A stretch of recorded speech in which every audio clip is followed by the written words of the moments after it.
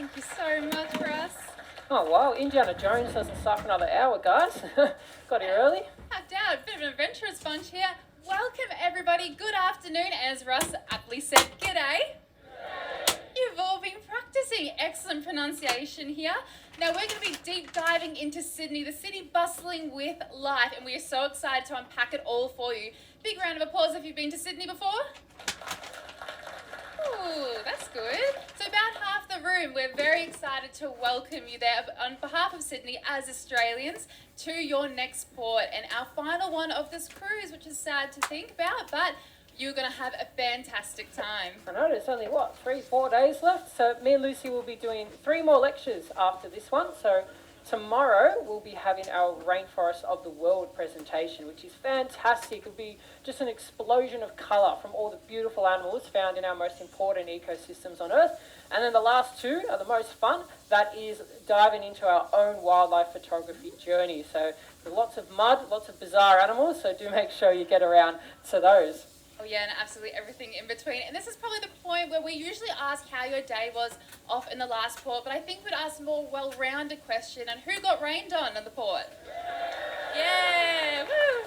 Unfortunately, we couldn't control the seasons for you, although we did try. It was, of course, into our wet season, and here's a photo of us all at Cooley-Suva National Park as well. And we looked a little bit like everybody else who was there too. So a big thank you to Disney for giving us these ponchos on the way off the boat. What a lifesaver. It was so good actually to see so many of you guys there. I know the rain wasn't the best, but we're in the rainforest, so it is the best place to be when it's raining. It looks the most beautiful. Unfortunately, quite a few of the animals were hiding though, but we did get to see a bit. But this tropical rainforest on Fiji is just so beautiful, and you guys would have just got to see how dense it is. So if we bring this ecosystem onto a larger continent, like in South America or Asia, then these places are so full of life. It is unbelievable. But we still did get to see some interesting animals, because we did spend the majority of the day there braving the rain. And we got to see, you guys might have seen these butterflies. There was quite a few of them. If you were there when it wasn't raining, you got a bit of a break from the rain. A lot of these butterflies were flying around to the road, and this is our Pacific crow butterfly. So they're only found on the Pacific Islands, which is good to see. But we saw a bird which we're very, very happy about. It was unexpected, and that's this beautiful one. This is a chestnut-throated flycatcher. It is endemic to Fiji. And look at him standing up all proud. So what he was doing here is we actually watched 2 pairs of these birds, and these birds are very territorial, as you can see him standing up like that. And he was calling like that, and he had his girlfriend behind him trying to back him up as well. But we were so happy just to see this bird, because it is quite a rare one to see, and to get a photo like this was just amazing. I was shaking, honestly, when I was trying to get the photo, just to see it up close like that was fantastic. And there's him showing off a bit more as well, showing off all those beautiful colours on the side. He's got all this iridescence on his wings there, so absolutely stunning bird. Now the question on everyone's lips, and we did get asked it quite a lot, is did you see the golden pigeon? Drum roll, everybody.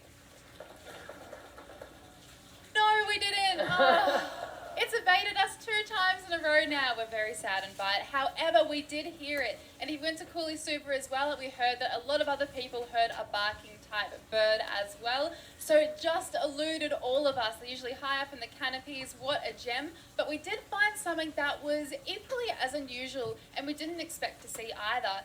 And that was our Mars shining parrot, which was amazing. You may have walked past us with a big camera looking up like this and some binoculars, and if you were lucky enough to be around when we had those out and you got a turn on the binoculars as well, you might have had more of a glimpse into the colour. If you just looked up with your naked eyes, it might have looked like a black silhouette. Of course, it was very backlit, very high up in the trees, and of course raining, so Nick did a very good job in securing this image here, and it really goes to show some of their amazing coloration. Now, colours in the natural world, especially these blacks here, are used as contrasts against each other to make them look more vibrant and very, very pretty, of course. That beautiful red eye, that contrast with the black and the green and yellow really stands out. They're also called the kaka parrot, and also a musk parrot too, because apparently they don't smell too good. So we were happy to not be downwind, and we were happy for it to be high up as well. And Nick also got some good footage too. It was a little bit difficult from where we were, but it was great to sort of see it doing its natural things here. So this is it preening here, going in through the feathers. The feather's going to come out pretty soon. Now, such is the way with wildlife photography. We waited around for nearly an hour for that bird to see if it would come down lower, but it didn't come down any lower, so we did what we could, got the best looks we can.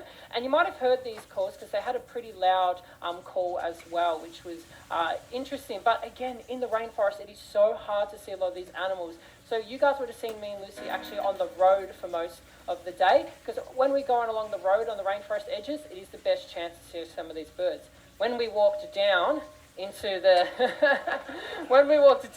forest, we started finding some more of the interesting creatures. So I'll listen to my own voice here. We'll play this video. I have never seen a millipede this size before. We are in the middle of the rainforest in Fiji near Suva, and this is unbelievable. I have seen big millipedes before in Malaysia, but this thing, this is way chunkier. The size of this is absolutely incredible. I thought it was fake when we first saw it. It is actually heavy holding it. This is one of the coolest things. We're having the best time, and this is an A-grade bug. What a millipede. What a sensation on my hand now. This is actually unbelievable. Wow. Yeah, you'll see that on my Instagram soon. So. Did anyone else get to see any of these giant millipedes? A couple of you? Fantastic. Oh, wow. That's more than I thought. Well done. Was anyone else brave or silly enough to hold one? No. So after I held one, we passed the millipede around. It got to Lucy, and unfortunately, the millipede musked all over her. So it releases a chemical. So Lucy's got all these musk burns on her hands. So don't recommend holding them. No, it's like roulette, really. It's harmless, but they just do it to keep predators away. But unbelievable to see that in the rainforest yesterday, which was pretty amazing. Absolutely, but we must keep moving forward to our next sport. In a few short days, this will be your view. How good is that?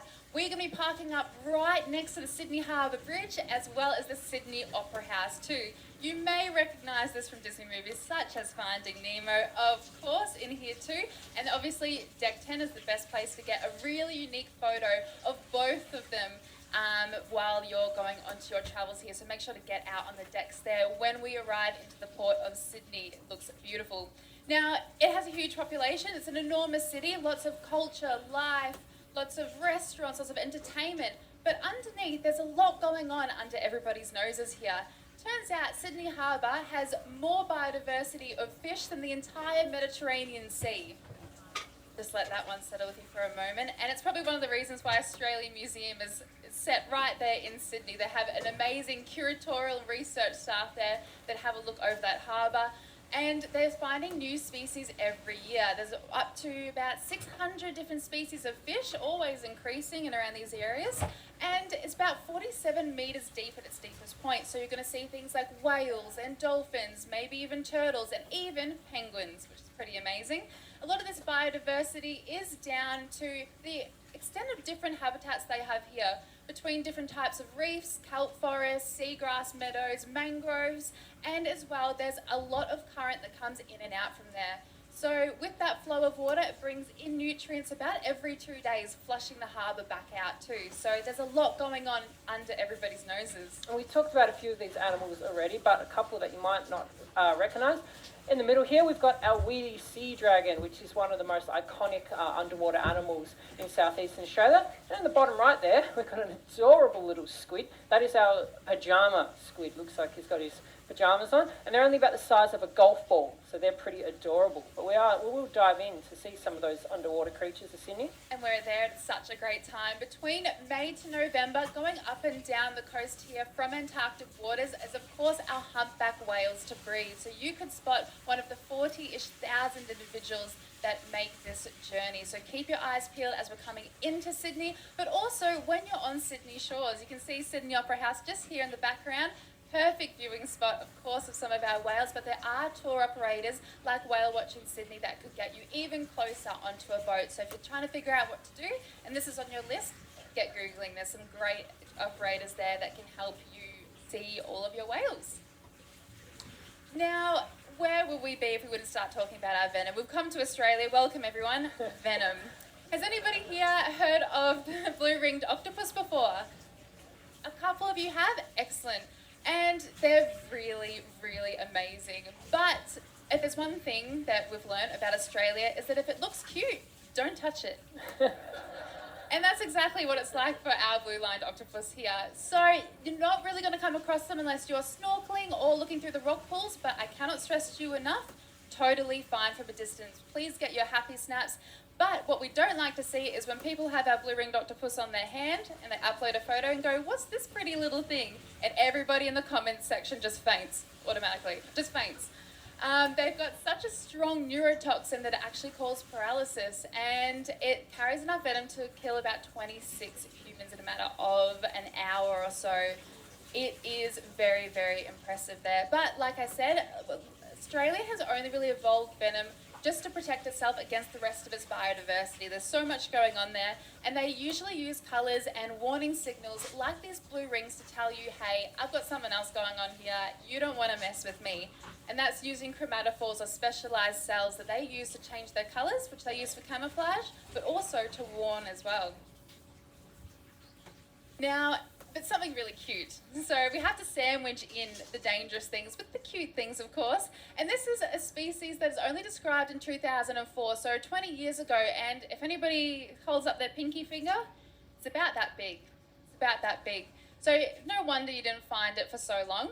And this is the Sydney pygmy pied horse too. So if you've heard of seahorses, very, very closely related there. And they camouflage into the red algae on those reefs there. Now, the one thing that's really cool is that the algae also grows on them as well, so they photosynthesize too. And across our oceans and in the world, algae actually contributes to about 50% of photosynthesis, which is really important. So there's a lot of really cool mutualistic relationships. And as well, it turns out that the men do most of the work in terms of their reproductive biology, which is refreshing to hear, of course.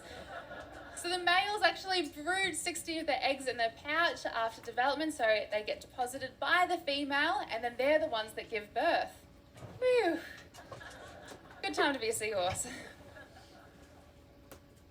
So yeah, if you guys are in Sydney for long enough and you do get a warm day and you did want to see some of the marine wonders, we've just added a couple of places where you can snorkel. Or if you didn't want to get wet, just get your feet wet. There is some spots where you can go rock pooling as well. So rock pooling is best on low tide, and it is actually fantastic that you can actually be in ankle deep water and see so many of these iconic animals, which is pretty phenomenal. So the south coast of New South Wales offers so much opportunity to see so much of our marine life. We don't often think about that when we think of Sydney, but there is so many places, and if you're super lucky, you might see something incredible in the bottom right there, like our cuttlefish. So there is so much to see that we haven't touched on.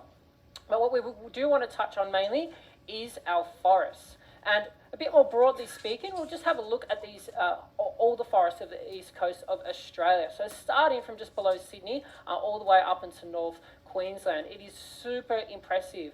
So there is thousands of species of flora and fauna, which is amazing. So over 550 bird species call these forests home, and tens of thousands of invertebrate species. And like Lucy mentions, we're still finding so many new species every year. Now, the reason why it is so diverse is all these beautiful mountain ranges. We don't have much mountains in Australia, but they're all, most of them are on our east coast in the Great Dividing Range. And all these different mountains create these geographic isolated areas. So over time, all these species can diversify. Now, when we think about deforestation, we do go straight to the Amazon or Borneo, perhaps. But unfortunately, Australia is right in the middle of it. So 80% of these forests have already been cleared, and we're still doing it, which is quite sad. Australia is a First Nation country, and we understand the impacts and the importance of our forests, and we do have resources to do things alternatively. And unfortunately, that message still isn't getting through. So you guys might have seen the big Australian bushfires we had a couple of years ago, and with climate change, this threat is exacerbating. So whilst these forests are beautiful, they are at threat, and we will start to talk about some of the beautiful animals that are in there around Sydney. We'll stick with the water theme. These are really, really cool. So these are a single genus of crayfish along the east coast of Australia has over 50 different species, and all different colours, blue ones, red ones, there's pink ones, orange ones, and they pretty much live most of the time in burrows in the water, and sometimes they'll even walk out of the water like this. Don't have venom, but they're very defensive. So you don't want to put your fingers too close to these guys because they will give a really, really nasty nip. But Sydney actually has 4 or 5 species that you can find in the creeks around there. And they're very, very long lived. They can live for over 40 years. And if they're only restricted to these tiny little creeks, it means they're very, very vulnerable to lots of things like pollution, over-collecting, and if anything else does happen to those creeks, like habitat destruction. But they are very, very beautiful. So we've seen lots of these. You can see it there. Love, in context to the Pepsi can there, you can see just how big some of those species are too, so you really don't want to get nipped by them. And this is probably one of our most iconic. Oh, we have some There we go, we have some platypus platypus lovers. fans. That's what we like to hear. Round of applause for platypus. One of our most iconic species in Australia, but also one of our weirdest. So much so that when European settlers first came to Australia and they sent back specimens of the platypus, they went, "This has got to be a joke." They've straight up been like, there's been an otter, somebody has just stitched the bill of a duck on this otter and sent it away. No joke that they thought it was a practical joke, but it is in fact our platypus, and it's a type of animal called a monotreme. So it's an egg-laying mammal here, and it has that lovely duck bill. But the duck bill isn't just like a normal duck bill, it actually has electroreceptors. So these things usually eat things like invertebrates, in and around the fresh waterways there. So they usually just use it to get out pulses and just to sense their areas around them. So they're very, very sensitive in that regard. They also have a set of dentures. They don't actually have teeth. They swallow a little bit or just hold in their mouth some gravel when they pick up their food and use that to grind up the food as they eat as well, which is pretty handy. They've got webbed feet that fold back into claws, so no cuddling, everyone. What do we say? Anything cute? Don't cuddle it, please, please. And they do actually have a venomous spur, so there you go. On the back of one of their legs there, but that is purely for defense. And they're pretty impressive, but they are threatened, of course, because anything from fresh water, usually small changes can have big effects on those waterways here. But these are some of the things you can see in and around Sydney and the surrounds if you get out. If you don't have the opportunity to get out, they'll also be in places like Taronga Zoo that you can go visit as well. So no one has to miss out on some of our weird animals. And some of the very cute ones too. When most of us think of possums, we're thinking about these larger animals that do make a lot of noise and sometimes a lot of mess. But in Australia, we have 5 species of pygmy possums. So they can quite easily fit on your hand. In fact, you could fit all 5 species on your hand. They're really that small. So they only weigh 40 grams. Which is absolutely adorable. Now, these guys are nocturnal and they're feeding pretty much exclusively on the nectar, so they're super hyperactive on the spring and summer nights, jumping from flower to flowers, and they're very, very important pollinators. So if the adults are this small and weigh 40 grams, could you imagine how small the babies would be when they're in the mother's pouch? They would be so 40 adorable. grams, that's one Mickey Churro waffle. Not even, that would weigh way more. Because they are so small, they have to spend a lot of time in torpor. Now, if you've heard of hibernation, torpor is very similar, but it's just like a shorter extended amount of time that these animals would lower their metabolism and heart rate to make sure that they can survive the colder patches. And actually, we've got a photo, next photo. We've shown you how cute they are. So this is on my finger in March, actually, when I was helping out with some surveys in Victoria, in the deserts. In the deserts, we get lots of different, we get 2 different pygmy possums and lots of other small mammals, and literally, it's an adult. In fact, I think that was the biggest one of the day we saw, which was quite adorable. You can see it's got a prehensile tail there, it's curled up. So when we set these bucket traps, we're looking for an endangered reptile. A lot of the time it's really good to see what mammals are out and about too. So he was very sleepy and he was enjoying my warm finger as it waked him up. And then so I had to put him in my hand and blow on him to make sure he got warm enough. And then we found somewhere in the leaf litter to release him so that he can go and rest for the day and then be up and ready for night. I think Lucy included a video of me talking about it, so let's listen to my own voice again. So. One of the cutest animals in the world, and we're out here with Snowline Ecology now in the Victorian Mallee doing biodiversity surveys, trying to see what animals are around, and look at this. We found so many of these pygmy possums, and they are adorable, weighing a maximum of 15 grams as an adult. These little marsupials are nocturnal, and we're looking for banksias and other pretty flowers to run around, use their little tongues to help pollinate it with those massive whiskers and the curly tail. Come on, can you make a cuter animal? Now we're going to go find a little safe spot for him to rest up during the day so this little bundle of joy can get back out on those flowers at night. Oh my goodness, you are the cutest thing ever. All right, let's go say bye to him. Too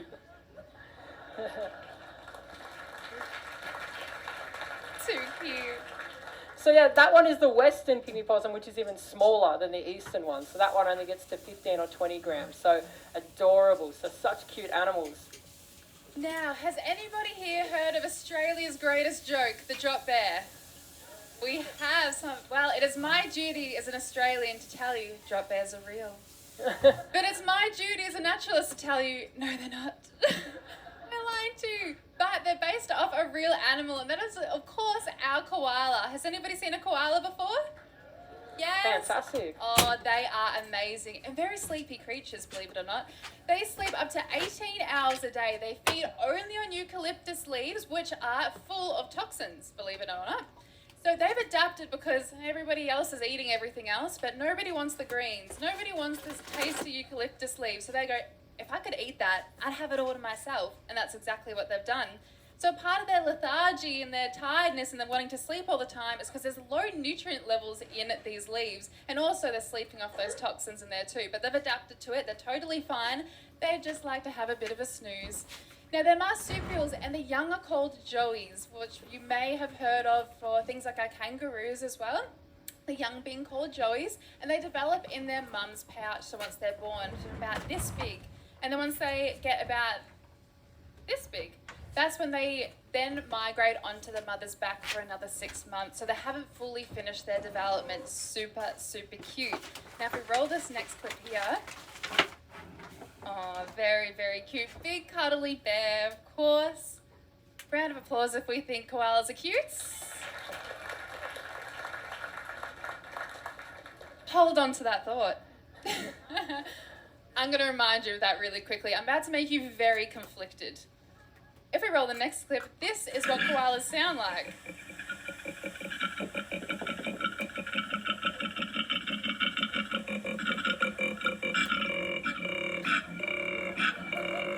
Starting to sound like a drop bear now, isn't it? Yeah, there we go. You can see how that joke very quickly evolved. But yes, so that's exactly what they sound like when they vocalize. They're usually high up in trees and eucalypts. You might not see them unless you've got your eyes peeled. They could be crossing the road. Or alternatively, you might be able to see them in some wildlife parks and reserves as well. Now, our echidna. So another one of our most iconic animals in Australia. Has anyone seen an echidna before? Has anyone been lucky enough to touch an echidna? No, they feel very weird. So they've got all these spikes on their back for protection. Those spikes are actually specialized hairs, which is pretty amazing. So what an echidna does when it's disturbed by a predator is it quickly, very, very quickly in fact, it's got super sharp claws, it burrows into the ground and it just leaves the spikes on its back as the only things that are on the surface. So nothing else can actually really dig it up. And if you try and dig it up from the side, or a goanna tries to dig it up, it will shift its whole body there. So that animal will get a face full of spikes. So they're very, very well adapted. Now, most people don't actually know what they eat because they eat something very strange, and that is nothing but ants and termites. Hundreds and thousands a day. In fact, a single echidna can eat 200 grams of termites in 10 minutes when it is feeding. Because when they finally find a mound, a termite mound that they do want to eat, a lot of the time, when that big long tongue that they have, actually got one here of a little echidna that was at a vet practice, you can see that big long tongue. When they stick that tongue into their ant nest, it must be like a horror movie for termites, because in a matter of minutes, pretty much the whole colony of termites could disappear. So it must look very scary. But as soon as that tongue enters, it just has to catch every single termite or ant it possibly can before they all retreat lower into the ground. So their tongue is super flexible, can even do U-turns and travel all these crazy directions as it goes into those ant and termite mounds. So they're very, very well adapted, which is pretty amazing.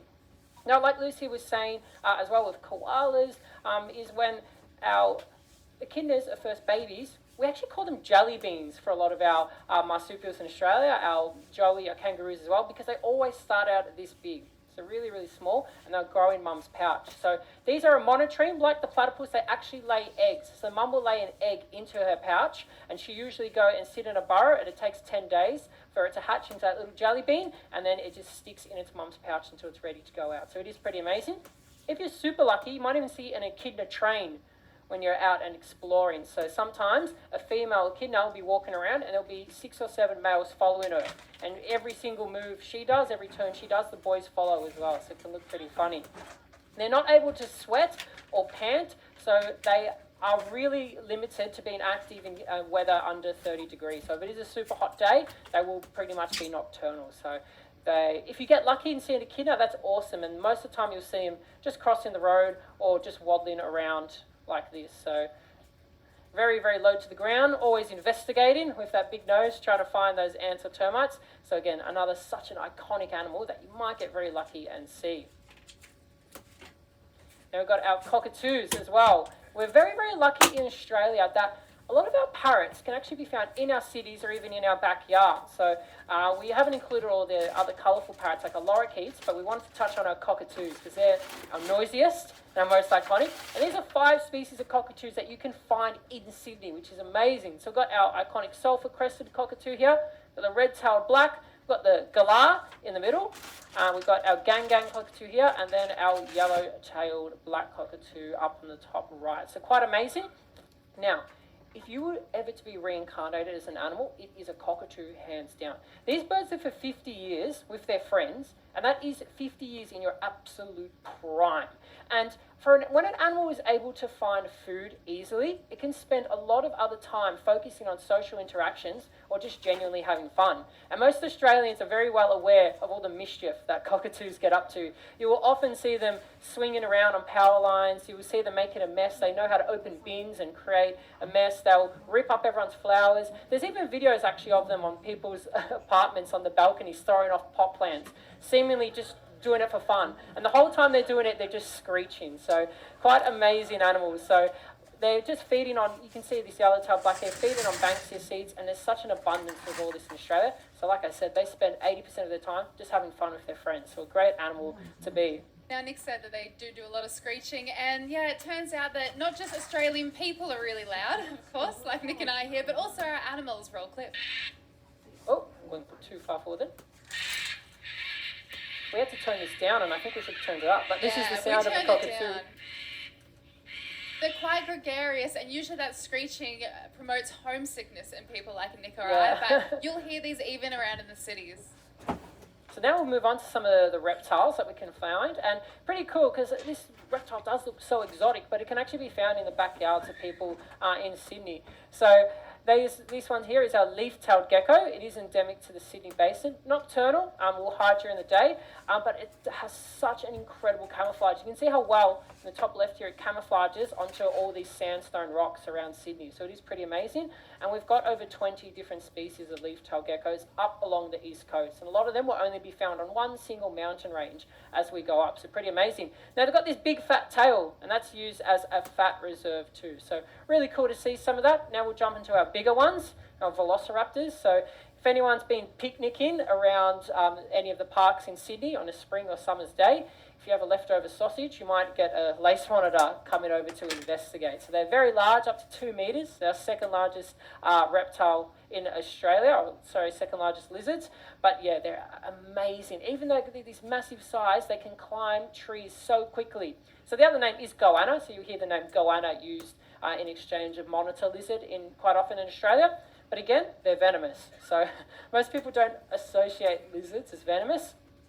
In the States, you've got the Gila monster, which is a very famous example. But in Australia, all of our goannas are also venomous. They've got venom in their lower jaw, and that venom often causes infections very, very quickly. So people that get bitten by goannas often have to go to the hospital because it gets infected within the day sometimes. So again, another animal that if you're not going up and poking it, you're not going to find out about that bitey end. So you'd be really lucky to see a lace monitor, and a really amazing experience to see such a large lizard like this in the wild, hopefully minding its business and not investigating your picnic basket.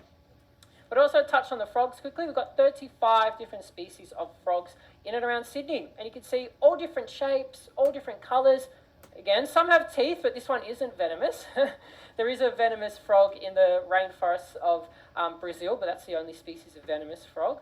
But this one here, it's just called a tusked frog. So those teeth don't really hurt, but it's all for show. But again, all these frogs keep it out of each other's way. So they all have their own unique call that they use to try and attract a mate. Frogs are really, really important bioindicators. So some of these species of frogs are really, really sensitive to environmental change, almost like a canary in a coal mine. We will mention at the end of the presentation one of the most iconic frogs found around New South Wales that is having a very, very hard time. Otherwise, so many beautiful frogs that a lot of people in Sydney will get in their backyards, keeping them up at night. Jumping into a bit of colour, if you do manage to get out of Sydney to some of the national parks and reserves around there, you'll be greeted with our wildflower season at the moment. Hundreds of different species of them. They're absolutely stunning. The waratah is the floral emblem of New South Wales, which is the one just here at the top, and it's currently flowering right now, so get out and see it. There's over 200 different species of orchids, which we'll touch more about orchids on our later presentations, because some of them are really, really weird and extreme. But they're also surrounded by other colourful things too. Lots of little things. If you hold your pinky finger up and you have a look at your nail, these spiders are about the size of your pinky fingernail. Super, super tiny. Now you see them in a lot of the heathlands or pig-faced succulents, depending on where you are. Even at the bottom of eucalypt trees, you have to have your good-looking eyes on. You have to be having those magnifying glasses out sometimes to be able to see them. And these are our peacock spiders. Has anybody heard of peacock spiders before? Might have seen their dance videos on YouTube. Some of them have gone incredibly viral because, as Nick mentioned, they dance. And they say romance is dead, but the males here, they raise their abdomen in a really intricate and elaborate dance that changes from species to species, and they flash these amazing colours, and the most vibrant and the best dancer usually wins the heart of the female here. And the really interesting thing too is the first species that was ever named, so we've got the one on the right there, Muratus volans, that name volans actually means flying. So when scientists first found a specimen of this and they preserved it, they noticed what they thought were flaps there. They thought this spider actually glided. It wasn't until later on that we see what they actually do, which is dance. Yes, so we'll play a clip here from a great photographer called Reef Coakley as well. If we hit it one more time, the middle one will start dancing too. There we go. Now this is an amazing example. See how they all have their own different rhythms, their beats, and as well those incredible little moves. It is missing something. It is missing a little something though. It's a little bit dry. What do you reckon? Yeah, I think that's more like it.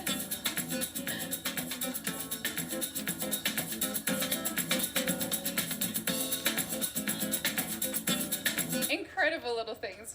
Now, we did learn how to do the salsa and the samba with our incredible ballroom dancers, Jackson and Amber Putlin of the Azure Lounge, which are at 3 o'clock after these presentations. But Nick and I are not the best dancers, and we didn't think we'd sell it very well. So learn from the best and head there afterwards, because I think there's rock and roll next for the next one. But now, this is a spider that most of you don't think are cute. I do. I really like funnel web spiders, but I'm a bit weird.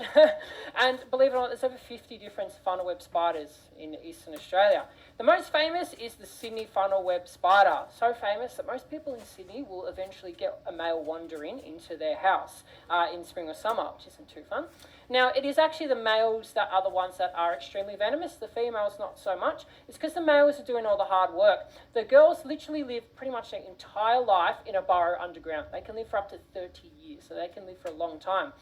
Now, the boys are the boys only live for 3 or 4 years. So their job is just to chill out, and when it comes to mating season, when it's warmer, they go on the venture for a female. They'll go and look for a female burrow. Now, these are the guys that are moving around all the time. They're very, very vulnerable. So over time, they have developed extremely powerful toxin to make sure that they're not becoming a snack for all of the animals out at night. Now, venom is extremely complex, and a lot of the time it doesn't make sense. So these funnel web spiders obviously can be fatal to us, but if they bite a dog, nothing happens.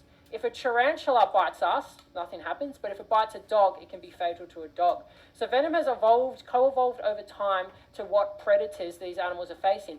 But it is quite strange that our funnel web spiders have such powerful venom towards primates when they didn't evolve with primates. So there's a lot of research going into venom, and it's very, very complex.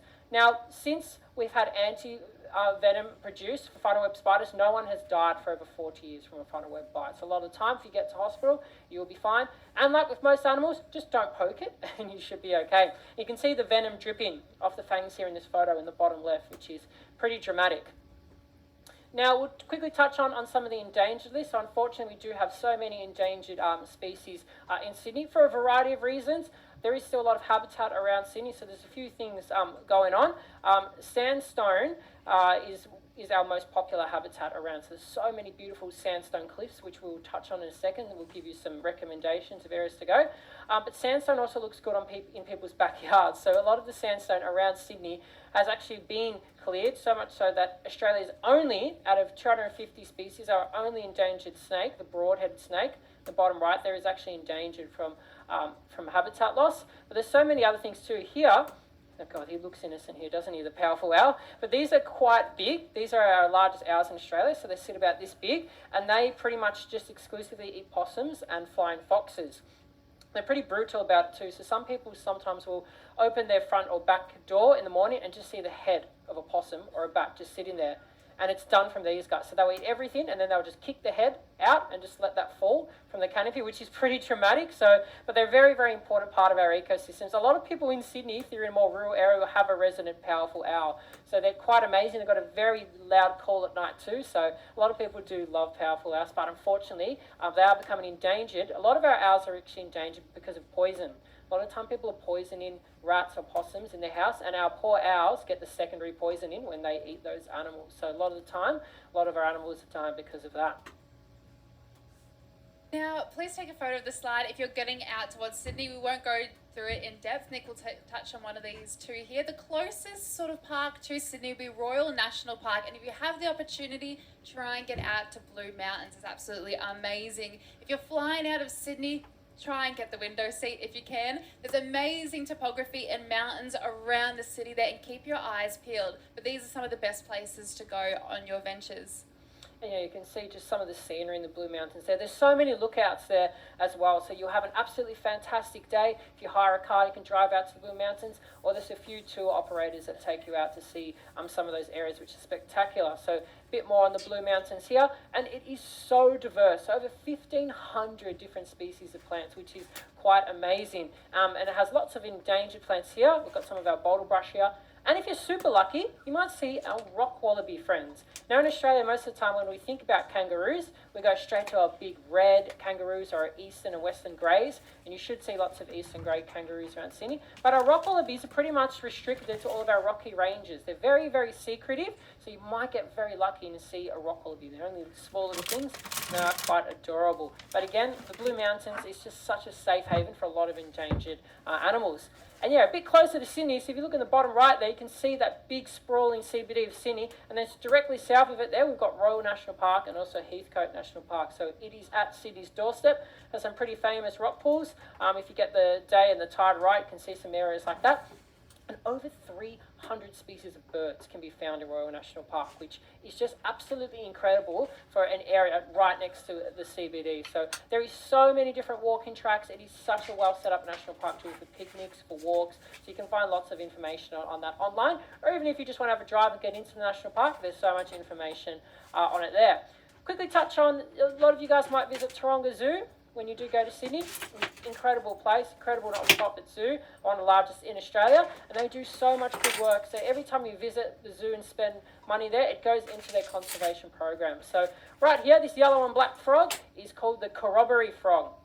There's two species, unfortunately, super endangered. So I'll quickly touch on this disease. Some of you might have heard of it before. It's called chytrid fungus. There's a fungus originally found in South Africa on some frogs that has spread across the world now, and it has absolutely decimated frog populations worldwide. So frogs are the most, oops, we were warned that might happen. See if that comes back up.